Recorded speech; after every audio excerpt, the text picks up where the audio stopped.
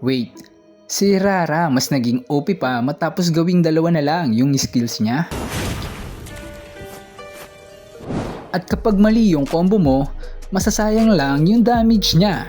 So sa video na to, tuturuan ko kayo ng best combo, best build, at secret tricks para madaling manalo gamit si Irara. Hey guys, what's up? Welcome back to my channel. At sa video na to, pag-uusapan natin ng bagong hero na si Irara. Dati 3 yung skills niya, pero ngayon 2 skills na lang yung natira. At honestly guys, mas naging mabilis at deadly siya gamitin. Pero maraming players ang nalilito. Ano ba yung tamang combo? Paano siya gamitin sa teamfight? Paano mag solo gank? At ano yung best items para mas sumakit pa yung damage niya? So make sure na panoorin nyo hanggang dulo dahil may bonus tips ako mamaya na makakatulong para mas mabilis nyong ma-master si Irara. And don't forget to like and subscribe kung gusto nyo pa ng ML guides sa tutorials gaya neto. So unang-una guys, ang pinakamalakas kay Irara ngayon is yung mabilis niyang burst at mobility. Dahil 2 skills na lang yung meron siya, mas mabilis na mag-combo, mag-reposition, at mag-burst ng kalaban. Hindi ka na gaano mahihirapan sa timing kumpara dati. At mapapansin nyo guys, kapag marunong ka magpasok ng combo niya, kayang-kaya niya mag-delete ng squishy heroes sa loob lang ng ilang segundo. Especially marksman, mage, at low HP heroes. Pero take note, hindi siya basta-basta pang frontline. Kailangan marunong kang pumili ng tamang timing kapag mag-i-engage. So first, pag-usapan muna natin yung passive at mga skills niya. Okay guys, unahin muna natin yung pinaka-mobility skill ni Irara na Mazen E. Kapag ginamit mo to, magdadash si Irara up to 2 times depende sa joystick direction mo. Yung unang dash, automatic sa direction na kaharap mo. Tapos, pwede mo pang kontrolin yung kasunod na dash. Hindi lang basta pang-engage yung skill na to guys. Sobrang importante nito sa pag-dodge ng skills, paghabol sa kalaban, repositioning, at escape mechanics. Habang nagda-dash din siya, may physical damage na tinatamaan yung mga enemies na madadaanan niya. Pro tip guys, huwag niyong gamitin yung 2 dash sa iisang direction lang. Mas maganda na unang dash, pang pasok, pangalawang dash, pang outplay o pang iwas sa counter attack. Dito nyo mararamdaman na sobrang malikot ni Irara lalo na kapag maganda yung micro mo. Next naman guys, ito yung pangunahing burst damage skill ni Irara, si Keirazu. Kapag ginamit mo to, maglalabas siya ng fan shape attack sa harapan niya na may malaking physical damage. Pero ito yung nakakatakot dito guys. Hindi lang isang beses tumatama yung skill. After ng unang hit, magkakaroon pa ng second damage after a short delay. At mas masakit pa yung follow-up hit. Kaya sobrang importante na matamaan yung second hit kasi dito nang gagaling yung malaking burst damage ni Irara. Best combo dito, gamitin mo muna yung dash kill para makaposisyon ka ng maayos. Then, tsaka may buhos si Keirazu para mas mahirap iwasan ng kalaban. Advanced tip guys, pwede mong hulaan yung galaw ng enemy at ilagay yung delayed damage sa dadaanan nila.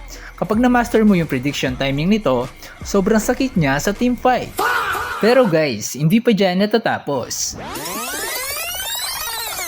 Ito yung pinaka-unique at pinaka-nakakatakot na mechanics ni Irara.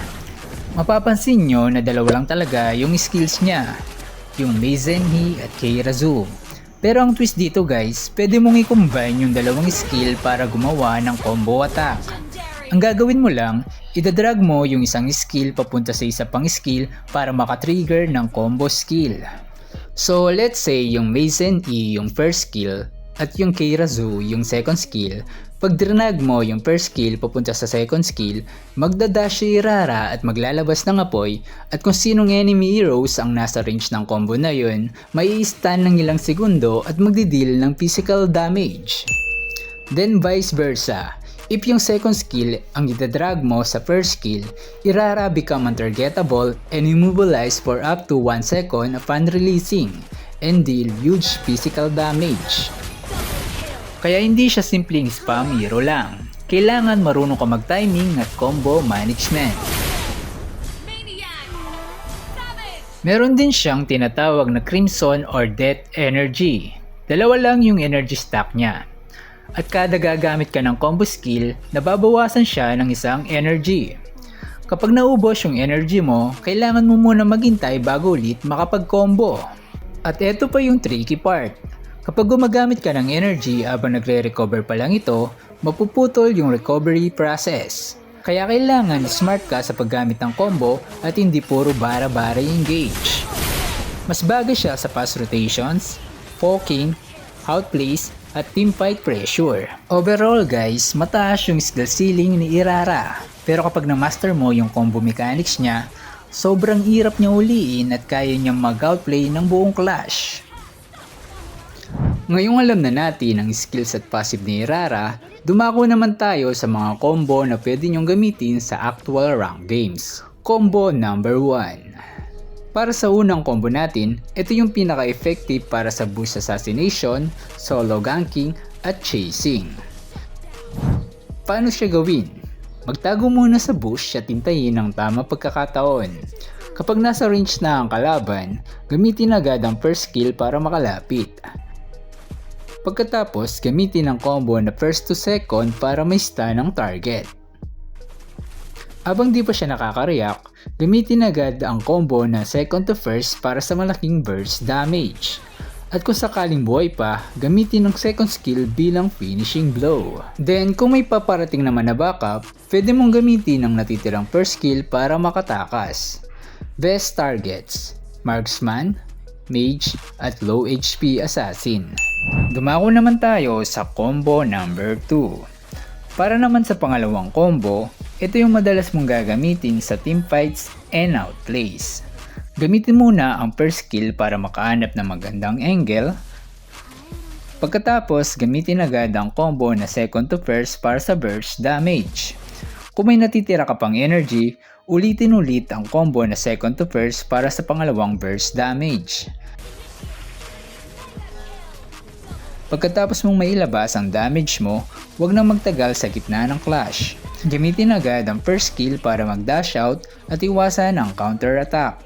Sa tamang timing, may chance ka pang makakuha ng kill kahit palabas ka na. Effective laban sa Franco, Chu, Kaja at Saber. At eto na yung combo na madalas ginagamit ng mga high rank at competitive players. Ang sikreto dito, huwag mong aksayain ang damage mo sa tank. Diretso mong hanapin ang marksman or mage. Kapag nakita mong expose ang backline, gamitin ang first skill para makalapit. Kung kulang pa ang distance, pwede mong gamitin ang combo na first to second para sa dagdag dash at stun. Pero if nasa tamang posisyon ka na, gamitin ang combo na second to first para sa burst damage. Kung may natitira ka pang energy, pwede mo itong sundan ng isa pang combo. At kung buhay pa ang target, tapusin gamit ang second skill bago gamitin ang first skill para makalabas. At bago matapos, ito ang tatlong bagay na hindi ginagawa ng mga pro Irara players. Hindi sila unang pumapasok sa clash, hindi nila tina-target ang tank, hindi nila inuubos agad ang energy nila. Sa halip, iniintay muna nila magamit ng kalaban ng crowd control skills bago sila sumugod. Lagi silang may nakatabing dash para sa escape at may nakatabing energy para sa finishing combo. Kapag nasanay ka sa tamang energy management at target selection, mas madali ka makakakuha ng kills at mas magiging malaki ang impact mo sa bawat teamfight. Pero buddy, hindi pa dyan nagtatapos yan. Dahil kahit alam mo na ang combos ni Irara, kung mali naman ang emblem mo, battle spell at build mo, mababawasan pa rin na malaki ang damage mo. Kaya sa susunod na part, ipapakita ko ang best build, emblem, at spell na ginagamit ng mga top players. So that's it for this tutorial. Kita-kits tayo sa part 2 para sa best build, best emblem, at best spell para kay Irara.